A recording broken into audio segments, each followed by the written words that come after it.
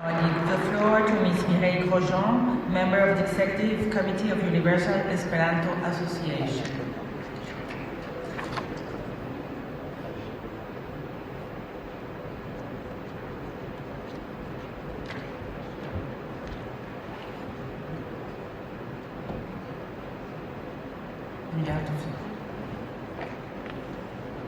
Madame la vice-présidente, Excellences, dans son discours de 2013, lors de sa réélection comme directrice générale, Madame Bokova disait « L'humanisme est la solidarité, la certitude d'appartenir à une seule famille humaine. » Entendant cela, j'ai pensé à la ressemblance entre l'UNESCO et le mouvement de l'espéranto. Quand on pratique l'espéranto, on acquiert ce sentiment d'appartenir à une famille humaine. On entre en relation avec d'autres cultures dans le respect et on s'ouvre à la tolérance et à la solidarité. Esperanto estas parolata sur ĉiuj kontinentoj en pli ol 130 landoj. Esperanto est parlé sur tous les continents dans plus de 130 pays.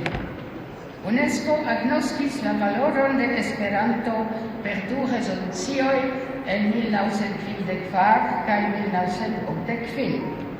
L'UNESCO a reconnu la valeur de l'espéranto par 2 résolutions, en 1954 et en 1985.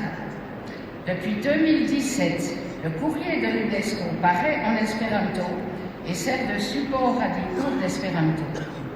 Nous poursuivons les mêmes buts: respect, communication transparente et ouverte, non-discrimination linguistique, construction de la paix dans l'esprit et le cœur de tous les humains. La pratique de cette langue donne accès à toutes les littératures. 2 axes importants de notre stratégie sont l'Afrique et les femmes. L'Afrique est un continent riche en espérantophone. J'ai organisé des séminaires pour femmes à Cotonou, au Bénin, pour leur enseigner l'espéranto, pour faciliter leur insertion professionnelle et pour leur enseigner à écrire et lire leur langue, le fond. Et la Commission pour les actions pour les femmes de notre organisation Association universelle d'Espéranto vient de relancer ses entraves. À Montevideo, où fut approuvée en 1954 la première résolution de l'UNESCO favorable à l'espéranto, devant le Parlement se trouve gravé dans le marbre Esperanto UNESCO 60 años juntos. Cette plaque a été posée par l'UNESCO lors d'un congrès d'espéranto. Nous marchons main dans la main, nous tirons à la même corde, nous avons le même idéal. Nous avons 2 souhaits dans notre cheminement avec vous. Que le 26 juillet, jour de publication du premier manuel d'espéranto en 1887, soit proclamé Journée mondiale de l'espéranto. Tout comme le Swahili, récemment admis langue officielle de la conférence générale, dépasse les frontières de l'Afrique de l'Est, l'espéranto dépasse les frontières au niveau mondial.